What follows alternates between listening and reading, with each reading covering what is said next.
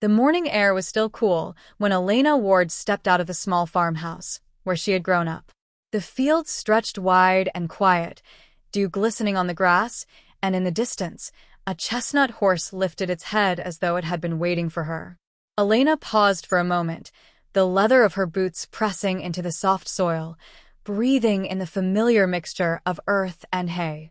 This place had always been her sanctuary, the one corner of the world where she could shed her burdens and simply exist. Yet even here, the echoes of her service seemed to follow her, faint but persistent. Elena had once worn her uniform with pride, an insignia stitched close to her heart.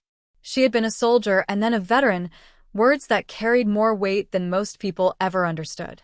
Service had shaped her into someone both fierce and fragile, a woman who had carried others on her shoulders through fire and who had silently borne scars no one could see. She had left behind deserts and dust storms, the sharp crack of gunfire and the low rumble of convoys, but those memories did not vanish when she hung up her uniform. They followed her like shadows, stitched into the fabric of who she was. The horse whinnied softly as she approached, brushing its muzzle against her hand. She smiled, gently stroking its mane, her fingers lingering as if the animal's warmth could remind her of the simple truths she had nearly forgotten. "Morning, Courage," she whispered, the name she had given him years ago, when he had been just a spirited foal and she a young soldier home on leave. Back then, she hadn't known how much that word, courage, would come to define her life. Courage had carried her through long deployments, through nights when the sand was colder than the steel of her rifle, through days when loss pressed down like a weight on her chest. And now, back home, he carried her again, through silence, through the unease of being misunderstood, through the constant reminder that belonging was not easily granted to those who returned from war with invisible scars. She had learned early that not everyone welcomed her story. Some looked at her with suspicion, as if her strength was a disguise. Others doubted she had endured what she had, their disbelief sharper than any blade. It was in one such moment, years ago, that her tattoo had found its meaning. Inked carefully along her forearm, just beneath her sleeve, was a symbol of remembrance, a horse's silhouette, etched alongside the initials of two names, soldiers who had not made it back. Her hand drifted to the tattoo as she stood in the field, thumb brushing lightly over the raised ink. It wasn't decoration. It was a vow, a piece of her soul she carried outward so she would never forget what was carried within. In the early days of her return, she had been refused entry to more than one gathering, subtle ways of saying she didn't belong. The words had varied, but the sting was the same. "You don't look like one of us. You couldn't have done what you say." Each time, the rejection cut deeper, not for her pride but for the memory of those she had lost. One evening, at a local veterans' hall, the sting was sharper than usual. A man, older, his uniform coat still pressed and sharp, had looked her up and down before shaking his head. "You don't belong here," he had said flatly. Elena had stood silent, her hands trembling at her sides, her jaw set. It was only when another woman stepped forward, her eyes falling on the ink along Elena's arm, that the room shifted. "She belongs," the woman had said quietly but firmly. "That tattoo tells me everything I need to know." It was then Elena realized the truth. Some stories needed no words. Some courage was etched in silence, carried in the ink of memory, in the quiet endurance of those who had walked through fire and returned not whole, but alive. Now, standing in the dawn light with courage at her side, Elena drew in a long breath. The world outside was still skeptical, still filled with closed doors and doubting eyes. But here, in this place, she remembered who she was. She was a daughter, a soldier, a keeper of memories too sacred to explain. She was someone who had refused to break when the world pressed hardest. The horse nudged her shoulder, and she laughed softly, a sound that felt foreign on her lips yet healing in its gentleness. The morning sun began to rise higher, casting gold across the fields. Elena closed her eyes for a moment, letting the warmth settle into her skin. Beginnings were never easy, but as she stood there, Feeling the strength of the animal beside her and the weight of the tattoo against her skin, she knew this was hers. Her story did not need permission to exist. It simply was. And as long as it lived, so did she. The veterans' hall smelled faintly of polished wood and coffee grounds, the kind of scent that lingered from decades of meetings, toasts, and stories told over folded flags. Elena paused on the threshold, her hand hovering near the doorframe as voices carried out from within, low, familiar, the cadences of men and women who had once lived by orders and duty. She wanted to step inside, to join them, to share in a fellowship she had earned. But she also knew the risk. Belonging, for her, had never come freely. When she entered, a few heads turned. Conversations dimmed, not to silence, but to something quieter, watchful. Elena carried herself with steady shoulders, the way years of service had trained her, but she could feel the weight of their gaze. Her uniform had long since been stored away, pressed between sheets of protective paper, yet the posture remained. Still, posture was not enough. "Can I help you?" a man asked from near the bar, his voice polite but edged with doubt. He was older, his hair silver at the temples, his ribbons neat across his chest. Elena offered a gentle smile. "I came to sit in to listen," she replied simply. His eyes flickered downward, taking in the softness of her frame, the absence of insignia, the ordinary clothes that revealed nothing of deserts or convoys. The pause stretched long enough for her pulse to quicken. "We don't usually get," he began, then stopped himself. But the silence finished the sentence for him. "We don't usually get women like you." Elena lowered her gaze for a heartbeat, her fingers brushing instinctively against her sleeve, where the ink beneath rested against her skin. She could have spoken, could have recited her tours, the names of bases and cities that had scorched themselves into her memory. She could have explained the feel of dust storms that burned her throat raw, the metallic taste of fear when night patrols stretched too long. But what good were words to ears not ready to listen? She turned to leave, but another voice cut through.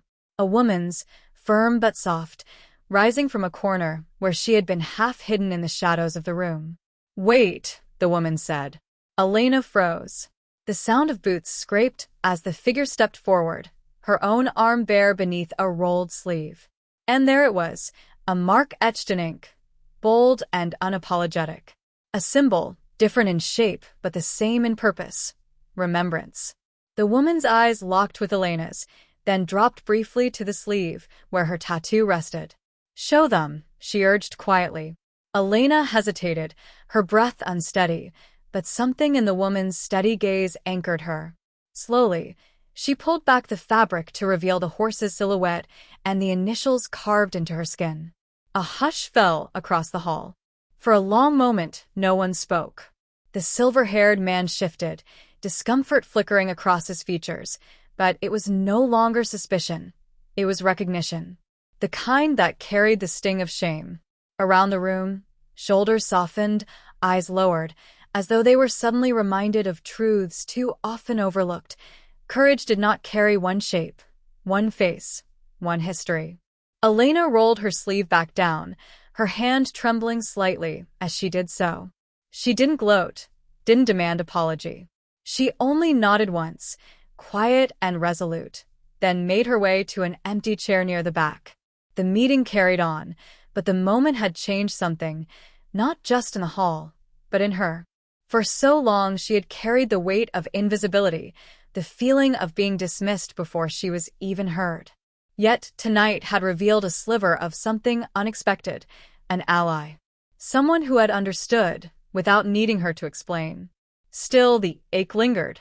Sitting in that hall, listening to the roll call of names and the solemn silence for the fallen, Elena felt the ghost of her own memories pressing close. The sound of boots on gravel returned, the acrid smoke from burning wreckage, the hollow quiet after radios went dead. She blinked hard, forcing herself to focus on the present, but the images did not release her so easily. Her hand found the edge of the wooden chair, gripping it until her knuckles paled. She had thought coming here would bring comfort, connection. Instead, it reminded her how fragile acceptance could be, how quickly doors closed when appearances misled. When the meeting ended, Elena rose quietly, careful not to draw attention. But as she moved toward the door, the woman from before stepped into her path. Up close, her eyes were kind, the kind of kindness honed through its own weathering. "You carry them with you," the woman said softly, nodding toward Elena's arm. "Yes," Elena whispered. "Then you belong here," the woman replied, her hand briefly resting on Elena's shoulder. "Don't let anyone tell you otherwise." The touch was brief, but it rooted Elena in a way words never could. She walked out into the night air, cool and damp, stars pricking the sky above her. The hall's lights glowed faintly behind her, but she didn't look back. Instead, she stood on the gravel lot for a long time, staring upward, breathing deeply. She thought of the names etched on her skin, of the horse waiting back home, of the path she walked that few seemed to understand. Struggle was not new to her. It was an old companion, one she had learned to bear without bitterness. But tonight, in the quiet aftermath of rejection and recognition, she felt something stir, the faint outline of strength rediscovered, not in solitude, but in the possibility of connection. She touched her sleeve again, pressing against the ink beneath, and whispered to the night, "I still carry you. Always." The stars offered no reply, but the silence itself felt like an answer. The days that followed the hall gathering left Elena restless. Sleep came in fragments, scattered by dreams that never fully took shape, but always left her waking with her chest tight. She wandered the fields with courage at her side, the steady rhythm of his hooves on the soil grounding her when her thoughts spiraled. The autumn wind carried a chill now, brushing against her skin like a whisper of the desert nights she once endured. She told herself she had imagined the kindness in the other woman's eyes, the weight of her hand on her shoulder. Yet the memory lingered, more vivid than she wanted to admit. It unsettled her, because it suggested that belonging was still possible, that recognition could exist without explanation. One evening, Elena sat on the porch with a chipped mug of tea cradled in her hands. The horizon stretched wide and bruised with the colors of twilight. Her gaze drifted to the tattoo along her arm, the ink now faded slightly with time, but no less sharp in its meaning. She remembered the day she'd gotten it, the buzz of the needle, the sting against her skin, the sound of her own breath steadying itself with every line drawn. She had whispered the names to herself as each letter was etched, as though the ink would lose its strength without her voice to guide it. She closed her eyes and, without resistance, let the memory sweep her back. The convoy had been moving at dawn, engines growling low as the desert sky began to pale. Dust billowed behind the trucks, coating everything in a thin film that clung to lips and lashes. Elena had been seated in the rear, her rifle resting across her knees, when the world erupted. A blast, sudden and violent, lifted the vehicle ahead of hers into the air. Time fractured. Noise collapsed into a ringing void. She remembered the searing heat against her face, the way her heart slammed as she threw herself forward, shouting names, her voice raw and breaking. She remembered the silence after, the silence that meant too much had been lost in a single breath. Even now, years later, the ache was sharp. It pressed against her ribs like an unhealed wound. She took another sip of tea, though her throat had tightened, and forced herself to breathe slowly. She had survived, yes, but surviving was not the same as living. That was what she was still learning. It was courage who pulled her back from the spiral. The horse trotted up from the field and nudged her shoulder, his breath warm against her cheek. Elena laughed softly, brushing his mane, her fingers curling into the coarse strands. "You always know, don't you?" she whispered. His dark eyes reflected the last light of day, steady and unjudging. Something shifted then, not a sudden revelation, but a quiet recognition. She could not rewrite the past, could not silence the ghosts. But perhaps she could share them, not as burdens but as bridges. Maybe the tattoo was not only a vow to remember, it was also an invitation for others to understand, if only they were willing to look. A week later, she returned to the Veterans Hall. This time, she did not linger at the door. She walked in, her sleeve already rolled up, the ink visible in the dim light. Heads turned again, but she kept her stride steady, her heart anchored. The silver-haired man who had once dismissed her caught sight of the tattoo, and though his face tightened, he said nothing. Instead, Elena chose a seat near the front, her presence quiet but deliberate. She did not speak during the meeting, but when the silence fell for the names of the fallen, she whispered hers under her breath, lips forming the syllables she had carried like prayer. Afterward, the woman who had defended her approached. "You came back," she said, her voice threaded with warmth. "I had to," Elena replied. "For them." Her eyes flicked down to the tattoo. The woman nodded, and for a moment they stood in silence, not awkward, but full, like two candles burning side by side. Driving home that night, Elena felt something unfamiliar rising within her. Not triumph, not relief, but a softer strength, the beginning of healing. For so long, she had carried her memories as a shield, bracing against disbelief and dismissal. But perhaps they could be more than armor. Perhaps they could be light. Back at the farm, the stars spread wide above her, unbroken by city glow. Elena leaned against the fence, watching Courage graze in the dark, his silhouette steady against the night. She pressed her palm over the tattoo and closed her eyes. "I carried you through fire," she murmured, speaking to the names inked into her skin. "Now I'll carry you into the world." The words were quiet, but they did not vanish into emptiness. They seemed to settle into her chest, into the soil beneath her feet, into the night itself. For the first time in a long while, the silence felt less like a weight and more like a promise. Elena breathed deeply, letting the cool air fill her lungs. She knew the struggle was not over, would never be over, but in that moment she understood something essential. Belonging was not given. It was claimed, and tonight, she had begun to claim hers. Winter settled softly across the valley, draping the fields in pale frost that shimmered like glass in the morning light. Elena pulled her coat tighter as she crossed toward the barn, her boots crunching against the frozen earth. Each breath bloomed white in the air, vanishing as quickly as it came. Inside, Courage stamped his hooves, eager and restless, his breath clouding in the cold. She stroked his neck with chilled fingers, her touch both tender and steady. "Easy, boy," she whispered. The warmth of the horse seeped into her palms, grounding her in a way that nothing else could. Out here, time slowed. The noise of the world, the doubts, the dismissals, even the aching memories, faded beneath the rhythm of his breath and the quiet hum of wind through the barn's rafters. But even here, peace was never complete. The nights still carried echoes.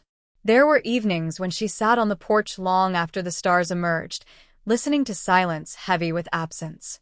Some names she carried were carved into her skin, others were carved deeper, into memory. She had once tried to bury them, to fold them into layers of quiet, but that only left her hollow. Now she wore them differently, like threads woven into her life. The Veterans Hall had become part of that weaving. Slowly, she returned, first once a week, then more often. She didn't speak much at the meetings, but her presence grew steadier, her silence no longer a shield but a choice. The others noticed, and though some still looked at her with uncertainty, many greeted her with nods, with quiet words, with recognition that did not demand explanation. One evening, as they gathered around a table for coffee after meeting, the silver-haired man who had first questioned her approached. His steps were hesitant, his eyes lowered. He cleared his throat before speaking. "I owe you an apology," he said simply. Elena met his gaze, seeing not arrogance now, but the weight of regret. She gave a small nod. "We all carry things we don't always see in each other," she replied. The words weren't meant to soften or to excuse. They were truth, offered gently. He looked down at her arm, at the tattoo visible beneath her rolled sleeve. "They would be proud," he murmured. Elena didn't answer, but her throat tightened. She pressed her hand against the ink, the warmth of her palms steadying her. It was not forgiveness she had sought, but acknowledgement. That, at last, was enough. At home, in the stillness of her fields, Elena found herself reflecting on what healing meant. It wasn't forgetting, nor was it forcing herself to move on as though the past hadn't shaped her. Healing, she realized, was allowing space for both grief and grace. It was letting the pain live beside the laughter, without drowning it. It was standing tall not because the weight had lessened, but because she had grown strong enough to carry it. One quiet morning, Elena saddled Courage and led him to the edge of the property. The frost cracked beneath his hooves as they set off down the winding trail that cut through bare trees and open fields. The sky was pale, brushed with the faintest blush of dawn. With each stride, Elena felt the steady rise and fall of his body beneath her, the rhythm syncing with her own breath. The trail led them to a ridge overlooking the valley. She dismounted, letting Courage graze nearby, and walked to the edge.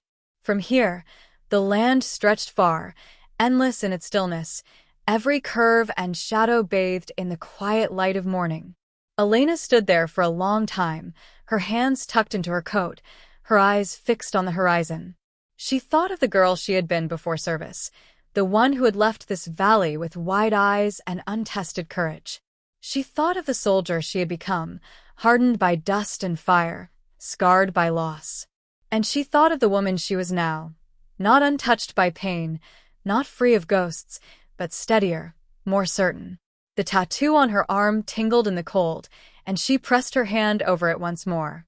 "I carry you," she whispered, the words drifting into the winter air. For the first time, the phrase didn't feel like a burden. It felt like a promise honored. When she turned back, Courage lifted his head, ears pricked, eyes watchful. Elena smiled faintly. "Come on, boy," she said, taking the reins.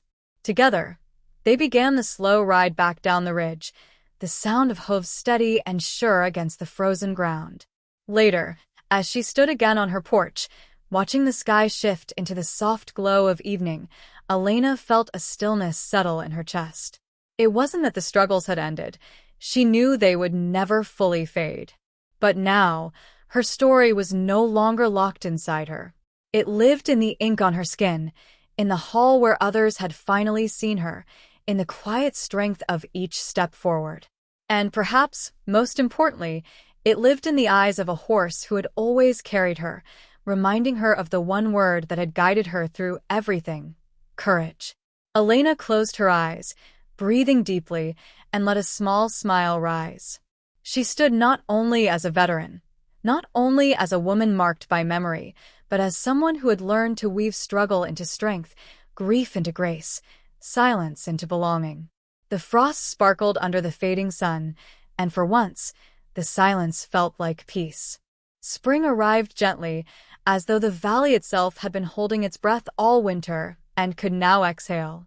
The frost melted into rivulets that traced the earth, and the fields turned from brittle gray to soft green. Birds stitched their songs into the morning air, and Courage, restless with the season, kicked up his heels in the pasture, his chestnut coat gleaming beneath the sun. Elena leaned against the wooden fence, watching him with a kind of quiet awe. She had lived through enough seasons to know that renewal did not erase what had come before.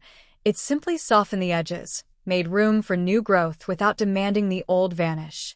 The same was true of her own heart. The Veterans Hall had become less daunting now, a place she entered without hesitation. She still sat quietly, still let silence cradle her more often than words, but she no longer felt invisible. Others had started to greet her by name, to include her in small gestures that carried greater weight than they likely knew. A nod, a smile, an invitation to join a table after the meeting. Each one was a stitch in the fabric of belonging she had once feared she would never touch again. One afternoon, she was invited to speak. The request surprised her. She almost declined. Public words felt dangerous, as though speaking memories aloud would crack them open and spill more than she could control. But she saw the sincerity in the woman's eyes, the same woman who had once defended her, who had become something like a friend, and Elena found herself nodding. The evening came, and with it, a familiar tremor in her hands. She stood before the group, the wooden podium bare beneath her palms, and for a long moment she said nothing. The hall was quiet, waiting. When she finally spoke, her voice was low but steady. "I don't have a speech," she admitted. "I only have what I carry." She paused, then rolled up her sleeve, letting the ink catch the light. "This is for the ones who didn't come home. For the ones who taught me what courage really meant." Her words wove slowly, carefully, like threads pulled from the fabric of her soul. She spoke not of battles or medals, but of moments, the sound of laughter in the desert night, the way silence fell heavy after loss, the feel of dust clinging to sweat-soaked skin. She spoke of carrying names not in books or lists, but in breath, in heartbeat, in ink. As she finished, her gaze lifted to the room. Some eyes were wet, some lowered, some steady with recognition. No one questioned her. No one doubted. In that stillness, she felt something she had not felt in years. Seen. Truly seen. Afterward, people approached her, not with pity, but with respect. A man placed a gentle hand on her arm and whispered the name of his brother, lost decades before. A younger veteran nodded toward her tattoo and said quietly, "I have one too." Each encounter was brief, but together they built something stronger than walls of silence ever had. At home, Elena carried that evening with her like a lantern in the dark. She no longer thought of her tattoo as something hidden, something revealed only in defense. It had become a beacon, an opening for others to share their own stories, their own pain, their own courage. One night, as she brushed Courage down in the barn, she let her forehead rest against his warm flank. The steady sound of his breathing filled the quiet, a rhythm older than her grief. "We made it," she whispered, the words soft and almost lost beneath the creak of the rafters. "And we carry them with us still." The horse flicked his ears as if in answer, his tail swishing lazily against the straw. Elena smiled, a slow, tender smile that belonged more to the woman she was now than the soldier she had been. Weeks passed, the fields growing lush beneath the spring rains. Elena found herself writing again, scraps of memory, fragments of feeling, on pages that she tucked into a worn leather journal. Some days the words came easily. Other days they refused her, but she no longer wrote to release herself of the past. She wrote to honor it, to place it gently into the world so that even when her voice grew quiet, the story would remain. One evening, sitting on the porch as the sun slid behind the ridge, she thought of the long road she had walked, through fire, through silence, through the ache of rejection and the warmth of recognition. She thought of the tattoo inked into her skin, the horse in her field, the hall where her story had finally found space. Her life, she realized, was not about proving herself to others. It was about carrying forward with grace, about transforming memory into meaning. It was about living in such a way that the names on her arm did not fade, not in her silence, and not in the silence of the world. The crickets began their evening chorus, and the last light painted the sky in hues of rose and amber. Elena closed her journal, set it aside, and let her gaze rest on the horizon. The air was cool, touched with the scent of rain yet to fall. She placed her hand over her tattoo, a gesture both familiar and reverent. "You're with me," she whispered, her voice almost prayer-like. And with that, she let the silence hold her. Not heavy this time, but gentle. A silence that felt like legacy, like hope. For Elena Ward stood not only as a veteran, not only as a woman marked by grief and courage, but as a living reminder that strength does not always roar. Sometimes, it breathes quietly in the fields at dusk, in the steady steps of a horse, in the ink of memory carried with dignity. And in that quiet, she had finally found her peace.